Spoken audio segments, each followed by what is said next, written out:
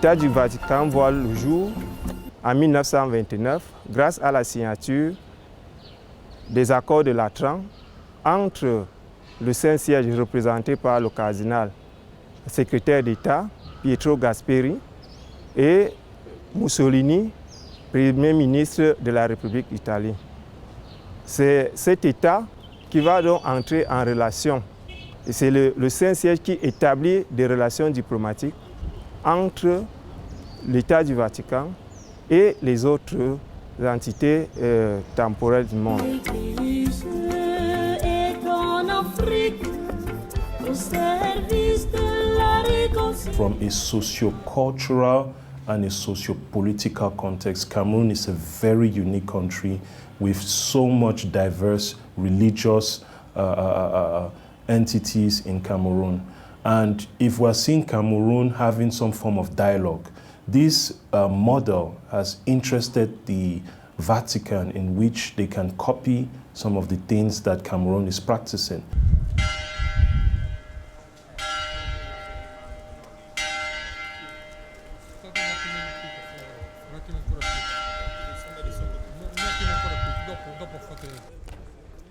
Thursday, March 23, 2017.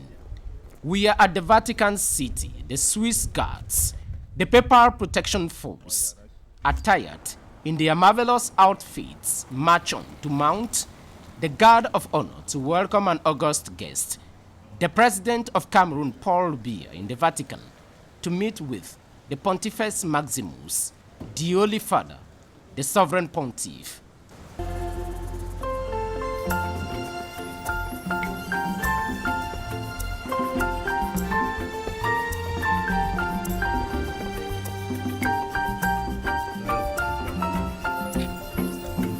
L'Église est en Afrique au service de la réconciliation, de la justice et de la paix. L'Église est en Afrique au service de la réconciliation, de la justice et de la paix. La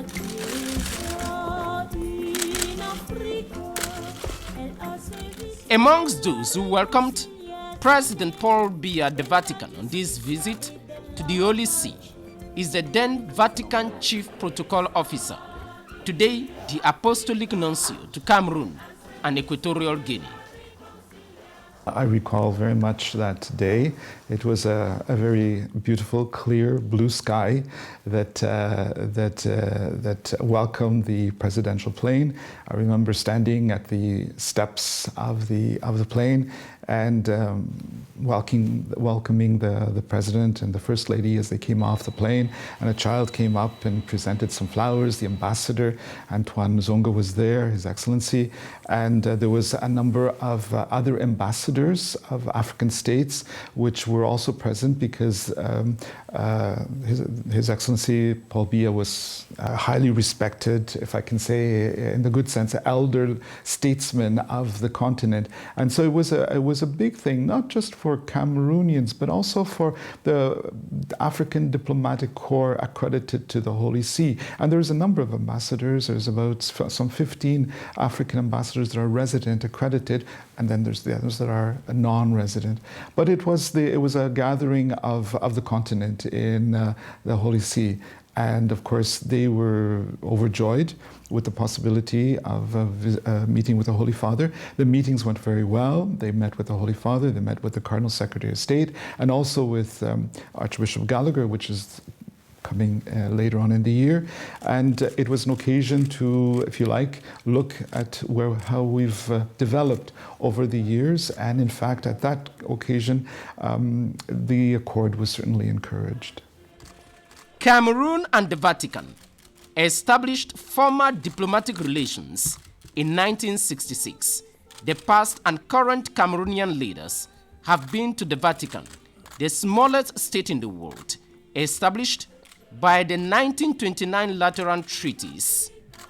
Le Cameroun et le Saint-Siège, c'est une relation de longue date. Du point de vue de l'histoire, il faut savoir qu'au moment de l'indépendance du Cameroun, le pape, n'est-ce pas, le pape Paul VI, s'était fait représenter par Monseigneur Jean-Marie Maury, qui est venu au Cameroun en décembre 1959 pour célébrer avec les Camerounais l'indépendance de notre pays. Je crois que c'était déjà un très bon départ. Et la présence, n'est-ce pas, du représentant du pape a rehaussé cette célébration le 1er janvier 1960 de tout son éclat. Et on voyait déjà s'ouvrir en perspective des relations diplomatiques avec le Saint-Siège. Ces relations qui, en 1966, vont se concrétiser d'abord par la visite, n'est-ce pas, que le président Amadou Ahidjo avait rendue au pape Paul VI à Rome, à l'invitation de ce dernier. Il était d'ailleurs accompagné par l'évêque de Garoua, Monseigneur Yves Plumet. Et dans son humour qu'on lui connaissait, le président Ahidjo dit au pape qu'il ne pouvait venir sans son évêque. Ahidjo était un président musulman, mais qui respectait beaucoup l'Église catholique. The Roman Catholic Church, which runs today 2,851,000 dioceses globally, has been present in Cameroon for plus a century now, with a sweeping human capacity development impact. The Holy See and Cameroon have a very special relationship. We need to understand that this goes way before the creation of the concept of Cameroon. The Holy See has always been present in Cameroon through the missionary works, but from a diplomatic perspective, they have had a relationship since 1966, and it has been very strong, especially with the strong Catholic population that Cameroon has. The diplomatic relationship has been excellent. We have seen different state visits from the popes and the President of the Republic to the Vatican, and we have seen so many initiatives that have been done which shows the strong and special bond that the Vatican has with Cameroon. And it is this moral yardstick as a spiritual entity which owns some 43,000 secondary schools, 95,000 primary schools, 5,000 hospitals, and plus 100,000 clergy community worldwide, which entertains special relationship with Cameroon, the giant of Central Africa. Elle est unique d'abord à cause de la nature même du Saint-Siège, la nature de l'Église catholique. C'est la seule organisation religieuse qui a accès aux relations diplomatiques. Et cette relation est unique dans la mesure où, bien avant l'établissement de relations diplomatiques officielles entre l'État du Cameroun et le Saint-Siège, en 1966, le Cameroun et le Vatican entretenaient déjà des relations. Ces relations remontent à l'arrivée et à l'installation des premiers missionnaires en 1890, puis c'est poursuivi par les délégations apostoliques de Dakar, de Lagos et de Yaounde. Cette relation est donc unique. Elle est unique parce que les souverains de ces deux entités ont toujours eu à se rendre visite mutuellement. Le président Ahidjo, bien qu'étant musulman, s'est rendu au Vatican et a été reçu le 15 septembre 1966 par le pape Paul VI. Son successeur, son Excellence, M. Paul Biya, lui a emboîté le pas au moins à 6 reprises. Today, with about 30 million people, Cameroon is one of the fewest countries in Africa with an exceptional papal visit record, where important decisions were taken concerning the life of the Church, like the post-synodal exhortation and Instrumentum Laboris, the working document. The relations with the Holy See and the Republic of Cameroon are excellent. We go back a long time, even before the states were recognized. And as it is well known to everybody, the Church is very much involved in the field with healthcare, education, and with social engagement in order to help and assist. It's a perfect partnership because it is a partnership of the Church in Cameroon, which is in partnership with international assistance.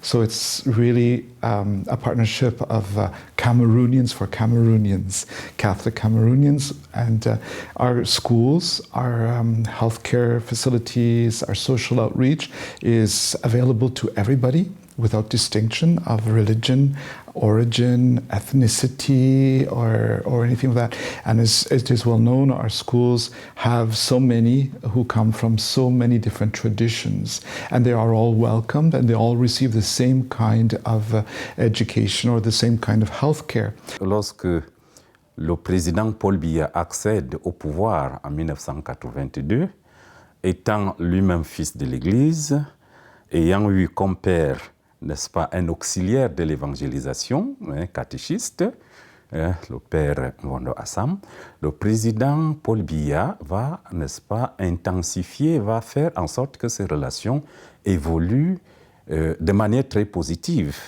Et on va le voir très rapidement. Les premiers signes, c'est que le pape Jean-Paul II rend visite au Cameroun, la première visite en 1985. Vous voyez, il revient au Cameroun en 1995 pour venir promulguer les résultats de la première assemblée synodale pour l'Afrique, n'est-ce pas?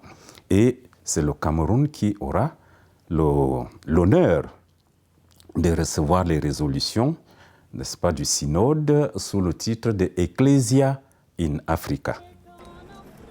To capitalize on the already solid base of their connections, Cameroon and the Holy See, on January 13, 2014, signed a framework agreement, all as sovereign entities in the concert of nations. The 2014 framework agreement formalizes the relationship between Cameroon and the Holy See. It recognizes the authority, the sovereignty of both entities, and it recognizes the areas of cooperation in regards to education, healthcare, social service, and other forms of development which will interest both parties. So it is a very strong framework between the two entities. Dans cet accord-cadre, le Cameroun reconnaît la souveraineté de l'Église catholique dans sa sphère, c'est-à-dire comme une souveraineté spirituelle. Le Cameroun reconnaît un certain nombre de libertés à l'Église catholique. C'est-à-dire que le Saint-Siège qui exerce le gouvernement de l'Église a le droit de créer, de supprimer, de réorganiser les circonscriptions administratives, de nommer, d'attribuer des fonctions aux évêques, de recevoir même la démission de ces évêques. Et le Cameroun, pour que le Saint-Siège mène cette activité, il fallait véritablement une reconnaissance pour qu'il n'y ait pas véritablement de problème. Toutefois, chaque fois que le Saint-Siège exerce cette compétence, l'accord prévoit qu'il doit informer les autorités camerounaises avant la publication de tels actes. We have different institutions in the church that become recognized as institutions, registered and recognized, and go as far, in some cases, as being recognized as of public utility, which means that they have a charitable end to them. And this means that everything that can be given to assist goes further and can assist more. So, and as far as the accords, be it in healthcare or in education, there are obviously specific accords that come out of that. So the Accord Cadre kind of opens a series, if I can say, windows and doors that can be further built on in the future. And we can cooperate in so many fields which can open up basically windows and doors to the Universal Church throughout the world, but also to other institutions, be it from the international organizations, which look at this approach as a sign of, if I may say it, moral authority, and would be looked at very favorably. So it has been very much in favor of Cameroon. The framework agreement between Cameroon and the Holy See, signed in 2014 for Cameroon by then External Relations Minister Pierre Mukokombunjo and then Apostolic Nuncio to Cameroon and Equatorial Guinea, Piero Piopo, defines the legal layout for both parties in the areas like judicial, educational, and spiritual cooperation, as well as political and diplomatic operations. The Holy See entertains international agreements for centuries. It is an international entity, it is a state, and it entertains international diplomacy and agreements such as this one. And in fact, some of its forerunners would be concordats with most of the European countries and Latin American countries, and we have other accords with some 14 different countries in Africa, including Muslim countries that have Catholics as minority. So to say that there is a backdrop to all of this, which has proven the need and that it helps in the cooperation. So this accord gives a legal framework, a juridical status to the organizations, to the congregations, to the dioceses, in order that it is clear, having assumed the responsibilities, we have duties, and we also have, rights. L'un des bénéfices, pour ainsi dire, de cet accord cadre, c'est que, par exemple, au niveau, n'est-ce pas, des affaires juridiques, au niveau des tribunaux, n'est-ce pas, les questions qui concernent spécifiquement l'Église catholique au Cameroun sont laissées, n'est-ce pas, à la portée de l'Église. S'il y a une congrégation qui a une difficulté quelque part, les tribunaux camerounais, n'est-ce pas, sont tenus de respecter le droit canon, qui a prévu aussi des résolutions dans ce sens. Et l'autre aspect, je crois qu'aujourd'hui, nous avons beaucoup plus de facilité pour mener à bien l'œuvre éducative, pour mener à bien aussi la reconnaissance, parce que le Cameroun est un pays laïque, la reconnaissance des congrégations qui s'installent au Cameroun.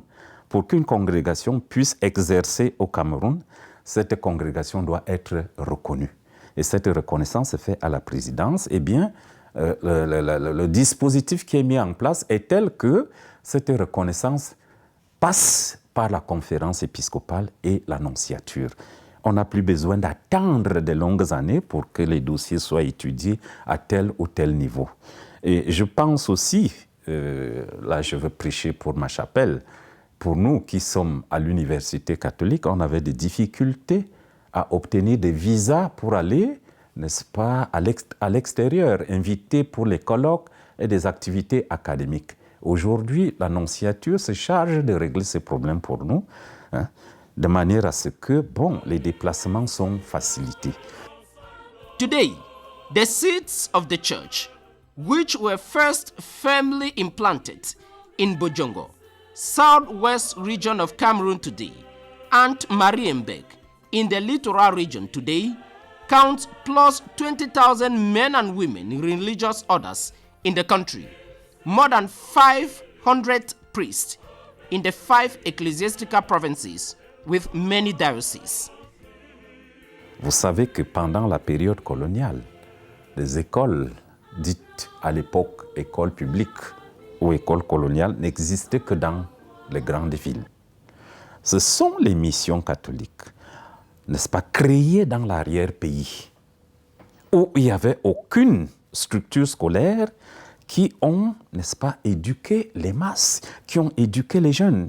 Et je pense que la plupart des hommes politiques côté catholique, n'est-ce pas, qui ont émergé à la veille et pendant l'indépendance, ont été scolarisés dans les écoles de brousse. Vous savez, je ne vous fais pas de schéma là-dessus, le président Paul Biya a été élève à l'école catholique de la mission d'Inden, très loin de Yaounde, loin de Bafoussam, n'est-ce pas? Vous avez eu, n'est-ce pas, des hommes politiques comme André-Marie Mbida qui sont passés par EFOC. Et donc, vous comprenez que de ce point de vue, la contribution a été réelle et immense. The Catholic Church, we know that it contributed in regards to education. We've seen so many schools from primary, secondary school, university. We've seen how the Catholic Church trained so many of the Cameroonian elites. We can start from our president, former prime ministers, and myself. I'm a product of the missionary education. We have seen healthcare, how the Catholic Church was able to build healthcare in even the most enclaved rural area, which has brought in some form of development. We have seen also its input when it comes to social service, social justice, promoting peace, dialogue, unity, and reconciliation. Au niveau de la santé, les structures hospitalières catholiques accueillent tout le monde. On les voit, on voit les dispensaires catholiques, les hôpitaux catholiques. On peut, ici à Yaoundé, témoigner avec le dispensaire de Mvolier, on voit le casque de Nkondongo, on voit les sœurs hospitalières, Benoît Méni et même au Bac. L'Église catholique a contribué à ce niveau. Elle contribue encore au niveau du développement économique. Beaucoup de congrégations religieuses ont des exploitations agro-pastorales et mettent sur le marché des produits bon marché, forment des Camerounais à la culture. Et il y a beaucoup de paroisses qui contribuent. Cameroon has a very special place in the church, and in fact what you have just cited is proofs and facts that contribute to this.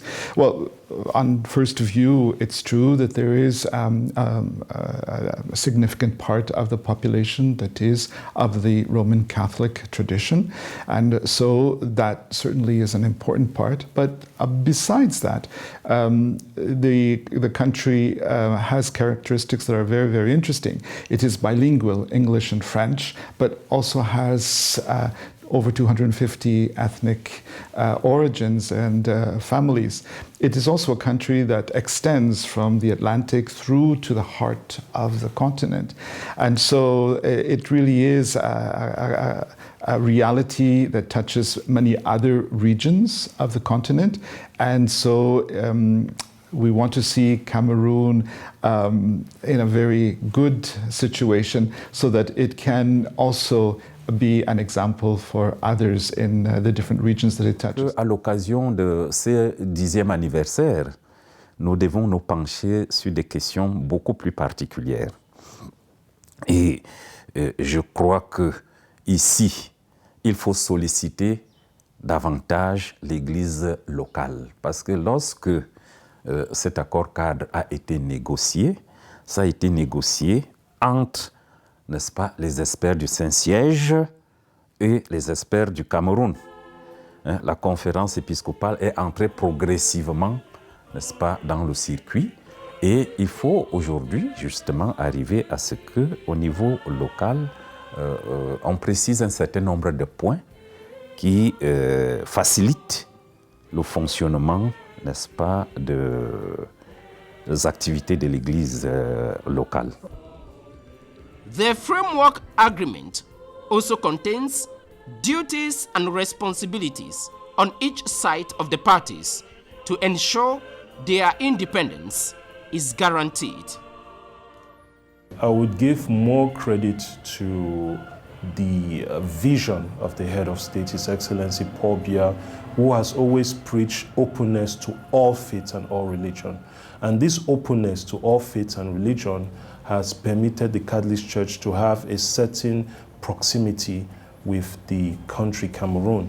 And I would say that this proximity has brought about benefits, mutual benefits, in which not only Cameroon has been able to learn certain things from the Catholic Church when it comes to tolerance, but mostly to Cameroonians themselves who are tolerant about all religions and faith.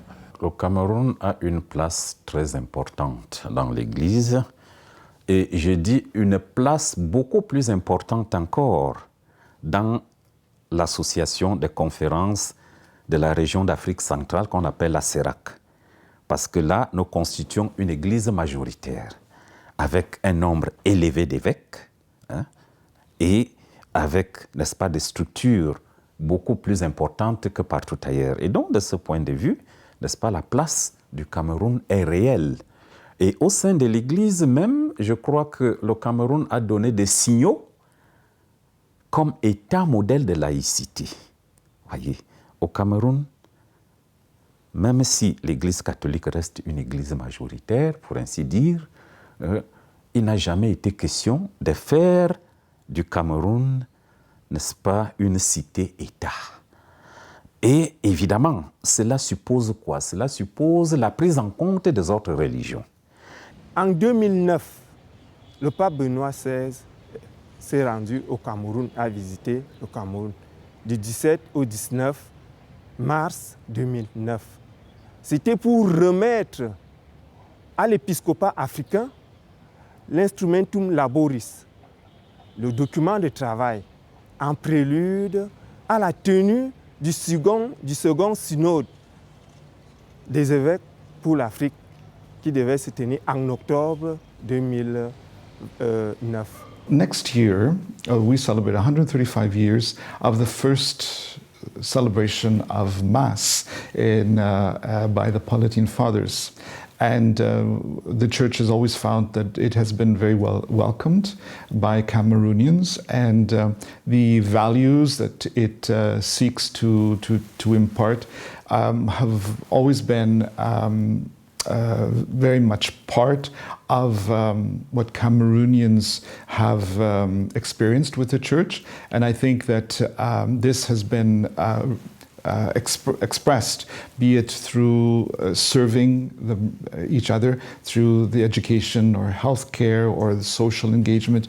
And I think Cameroon has shown this not just to Cameroonians but to the world, that it is an example of welcoming the Christian faith, but as well as welcoming the neighbors in whatever faiths that they come and in whatever origins they come. And this is to the credit of Cameroon. And I think the Church is here to serve and to be alongside what Cameroonians want for themselves. And in fact, we would like to see other religions, other religious traditions have the same kind of structures that would also facilitate their good work. And we recognize that. And we're not looking for any kind of special privileges. We're just looking for the possibility to better serve. 2 years from now, Cameroon and the Vatican will mark the Diamond Jubilee of their diplomatic relations, and the framework agreement will be remembered as one of the hallmarks of the mixed spiritual and secular bond for the betterment of humanity.